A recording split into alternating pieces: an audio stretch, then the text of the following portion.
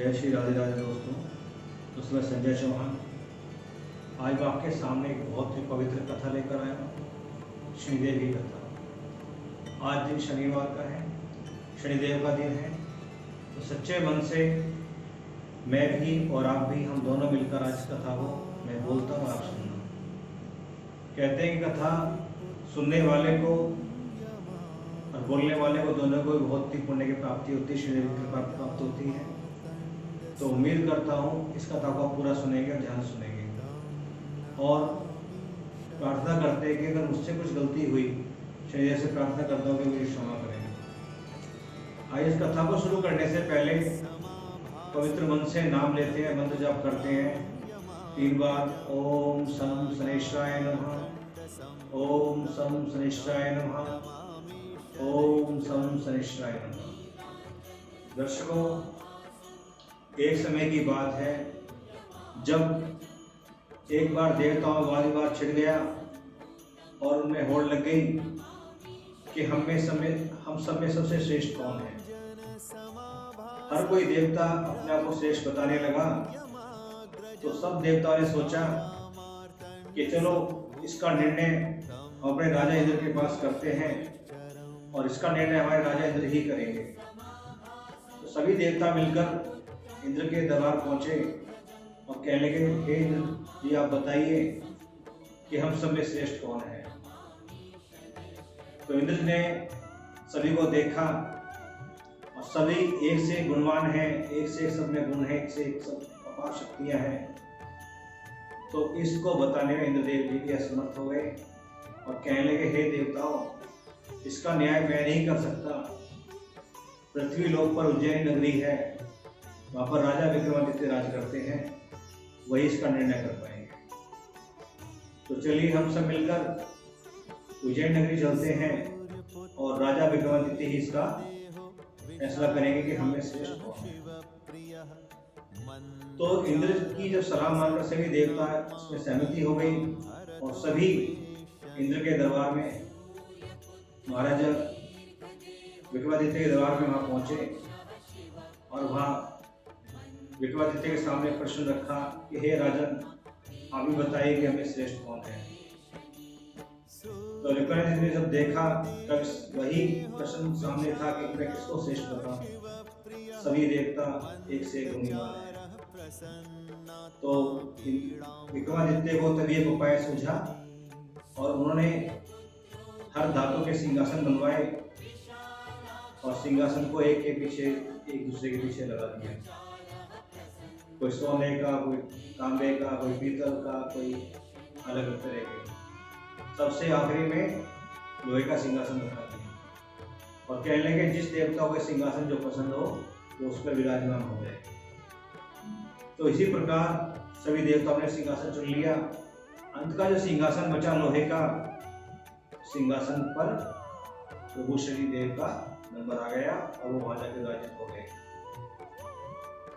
तो जब ये देखा विक्रमादित्य ने कि सभी देवता बैठ गए, तो कहा कि हे इंद्र जी, फैसला हो गया कि कौन श्रेष्ठ है। जो सबसे आगे बैठा है वही श्रेष्ठ है, जो सबसे पीछे बैठा है उसकी श्रेष्ठता कम है। यह जब सुना प्रभु शनिदेव ने, उनको अत्यंत क्रोध आ गया।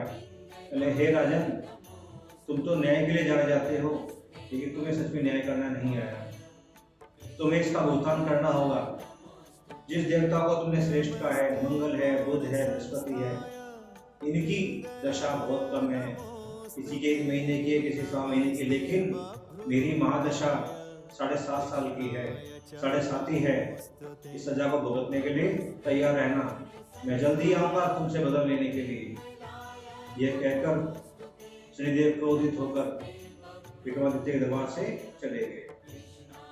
विक्रमादित्य ने सोचा कि ये तो बहुत ही बुरा हुआ, लेकिन अब मेरे भाग्य में जो लिखा है देखा जाएगा।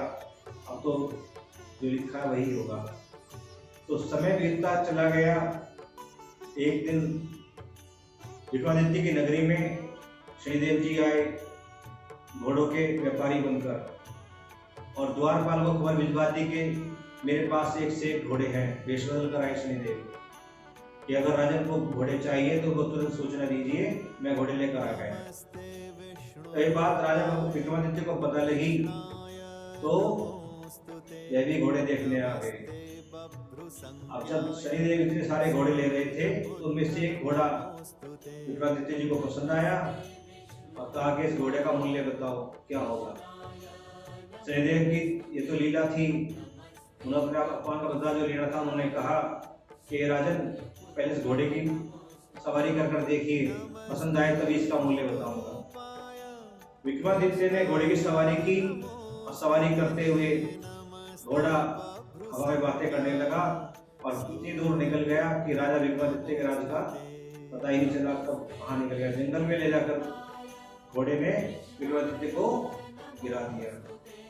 वहां गिरकर घोड़ा पता नहीं कहाँ गायब हो गया। विक्रमादित्य ने देखा कि घोड़ा तो है ही नहीं। भटकते हुए जंगल में इधर उधर खोजते हुए जंगल से बाहर आए, आकर एक नगर में रुके एक सेठ की दुकान पर बैठ गए। तो सेठ जी ने देखा कि कोई बैठा हुआ है, तो उनको विक्रमादित्य जी को देखा कि ये तो कोई चमक है, कोई महान है। तो विक्रमादित्य जी जैसे बैठे तो सेठ की बिक्री अत्यंत हो गई। तो उन्होंने कहा कि चलो मैं तुम्हें कोई भोजन करा देता हूँ।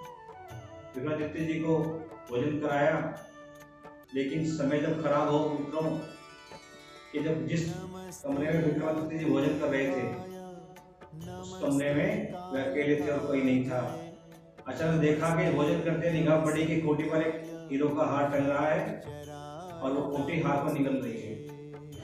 लेकिन जब सेठ अंदर कमरे में आए, देखा कि मेरे ये कोटी वाला हार नहीं है, तो कहने लगे जरूर तूने ये हार चुराया है। विक्रमादित्य के ऊपर हार का इल्जाम लगा दिया। विक्रमादित्य जी ने बहुत कहा कि नहीं, ये मेरा काम नहीं है, मैंने खुद देखा है कि स्वामी ये कोटी जो इस हार को निकल गई, मेरा दोष नहीं है। लेकिन सेठ ने राजा जी की एक भी बात नहीं सुनी और राजा सेठ ने अपने नगर के राजा को ये सूचना दी कि मेरे पास एक चोर है, मेरा हार चुरा लिया है, हे राजन इसका न्याय करो। विक्रमादित्य को सैनिक आए पकड़ कर ले गए और राजा ने सजा सुना दी कि ऐसे चोर की सजा सिर्फ यही है, इसके हाथ पैर काट दिए जाएं। तो राजा के हुक्म से विक्रमादित्य राजा के हाथ और पैर काट दिए गए और उनको नगर के बाहर सड़क पर फेंक दिया गया। विक्रमादित्य असहाय पीड़ा में सहन करते रहे, ईश्वर को याद करते रहे। कई पास में एक तेली आया, देखा कि ये कोई असहाय है, इसकी हमें मदद करनी चाहिए। तेली उठाकर अपने घर ले गया, उसका काम तेल निकालने का था। विक्रमादित्य जी को काम दे दिया गया कि तुम बैलों की रखवाली करना, बैल तेल निकालते हैं, इनको हाँकना है। तो समय बीतता गया, विक्रमादित्य जी बैलों को हाँकने का काम करने लगे। तो विक्रमादित्य जी कहते हैं कि सुर के भी बड़े सुरदास थे, बड़ा उन्हें ज्ञान था संगीत का भी। तो सावन का महीना था, गाने गा रहे थे, सावन के गीत गा रहे थे। तो देखा कि एक दिन गीत गा रहे थे, मल्हार गा रहे थे, तो उसी राजा की लड़की ने जब उनकी आवाज़ सुनी, उनकी आवाज़ बड़ी पसंद आई और दासी को भेजा, कहने लगे जाकर देखो ये कौन इतने मीठे स्वर में गा रहा है। दासी ने बताया कि कोई अपंग है वो गा रहा। तो राजा की लड़की ने सोचा कि नहीं, कुछ भी हो, मुझे से सुरीली आवाज़ के व्यक्ति से मुझे शादी करनी है। और उसने ये जिद कर ली कि मुझे सिर्फ आज भी शादी करनी है। नगर के राजा ने बहुत समझाया कि नहीं, वह चोर है, तुम्हारी इससे कहाँ जोड़ी बनेगी। लेकिन वो लड़की इतनी हटीली थी कि नहीं पिताजी, मुझे शादी करनी है तो उससे ही करनी है। तो माता पिता बेटी के प्यार में विवश हो गए और उसकी शादी विक्रमादित्य जी के साथ कर दी।